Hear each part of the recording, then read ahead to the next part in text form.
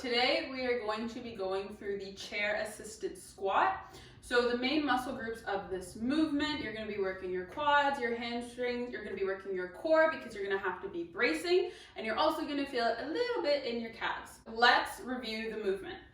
So we're going to come over here. So for the beginning of the week, let's start with a chair that is about the just below the height of your knee, because we want to make sure that it's a little bit higher so you can get comfortable with it. And as the week goes on, then we're going to decrease the height to make it harder if that works for you. So foot placement, you want to ensure that your feet are shoulder width apart. You want to have your toes slightly turned out, because when you bend your knees, that's the direction that you want your knees to go in the direction of your toes. So I recommend having your arms out nice and straight. It's going to help with your posture. So start arms straight, then I'm going to sit. So as I sit, I'm going to be bracing my core, squeezing my glutes. My arms come up to be almost in line with the angle of my torso, and then we're gonna come up and squeeze the glutes. Down, up and squeeze, down, up and squeeze. Okay, so this is the heel elevated wall squat. So having your heels elevated is going to make this movement a little bit more doable for a lot of people. And then having our handy roller there is also going to help with balance, because at any time you can always lean over in case you need that extra assistance. Okay, so here we go. So I recommend with this one, so your foot positioning is the same as a regular squat, so hip to shoulder width apart.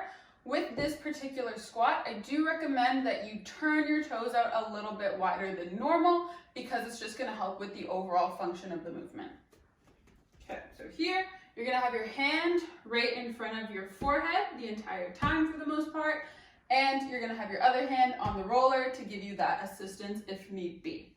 Okay, so from here, so we're going to squeeze our core, squeeze our glutes nice and tight, then you're going to come down, have that hand trail, and then up and squeeze.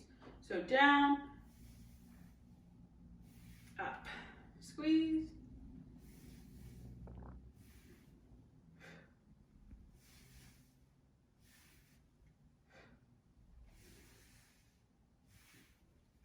okay, so as you come down in your squat, you're going to make sure that you're inhaling, and as you come up, as you're pushing, you're exhaling. So the next movement that we're going to go through is the overhead wall squat. So works the same muscle groups as a regular squat does, and now I'm going to show you how to do it. So to make it harder, and the ultimate goal that we want to see is having your hands above head, straight arms. Your feet are the same position as a regular squat.